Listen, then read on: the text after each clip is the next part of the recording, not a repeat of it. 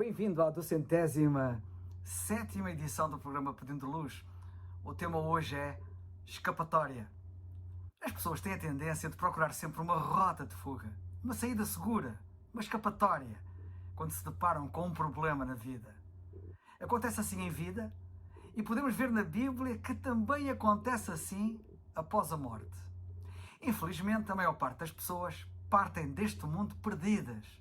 O Senhor Jesus Cristo foi perentório quando disse em Mateus 7,13, cito: "Entrai pela porta estreita, porque larga é a porta e espaçoso o caminho que conduz à perdição, e muitos são os que entram por ela." Repito, muitos, disse ele, atravessam essa porta da perdição. Muitos, ao deixarem este mundo, entram na porta da perdição, o que é uma verdadeira tragédia, uma tragédia eterna. E quando infelizmente isto acontece, a Bíblia mostra que as pessoas deparam-se com um problema, com o seu maior problema. E então, invariavelmente, o que é que elas tendem a fazer? Procurar uma escapatória. Sabemos bem que, para não poucas pessoas, provavelmente para a maioria, parece incorreto e injusto que Deus castiga alguém ao inferno por toda a eternidade. Então procura uma escapatória a este ensino claro da Bíblia sobre este tema da condenação eterna.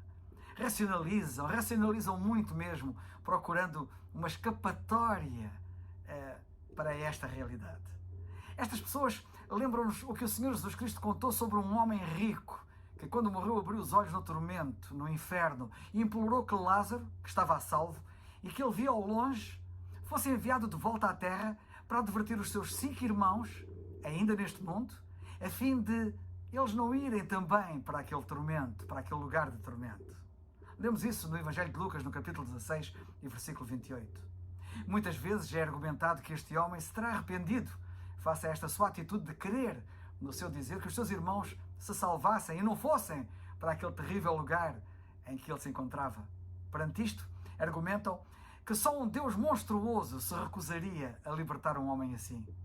Mas vejamos se é assim como pintam.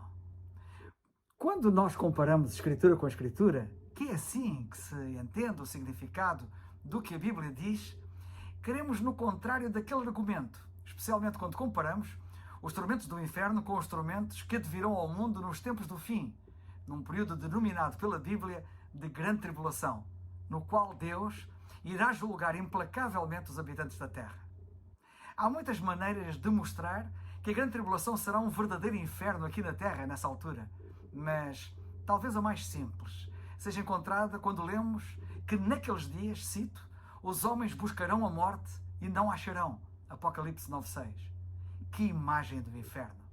Talvez penses que todos os que vão receber aqueles tormentos insondáveis naquele tempo se arrependerão, na esperança de que Deus ceda e os poupe a mais tormentos. No entanto, apesar do facto de os homens serem abrasados com grandes calores, como lemos em Apocalipse 16,9, nesse juízo de Deus o apóstolo João diz profeticamente, antecipando o que irá acontecer, que eles blasfemarão o nome de Deus, que tem poder sobre estas pragas, e não se arrependem para lhe darem glória.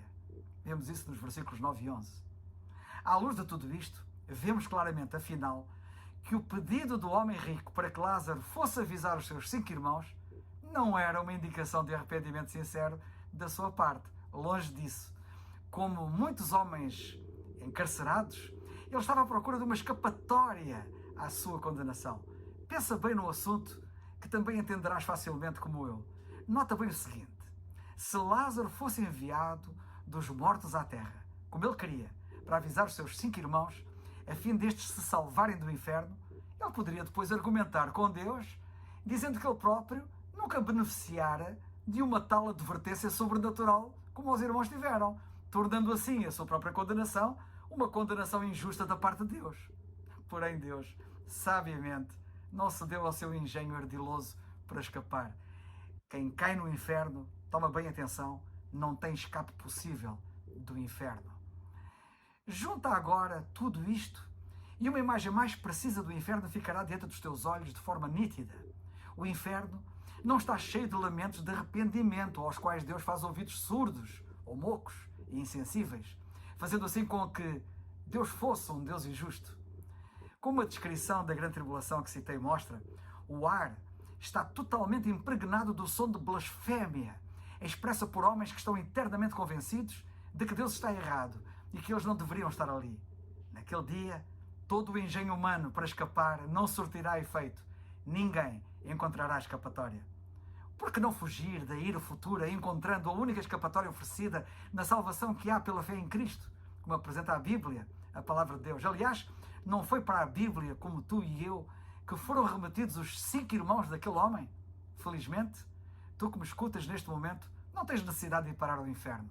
Admite simplesmente, como eu fiz, que Deus está certo, que és pecador, como a Bíblia diz em Romanos 3:23, que mereces morrer uma morte eterna por causa dos teus próprios pecados, como lemos em Romanos 6:23 e Apocalipse 20:14.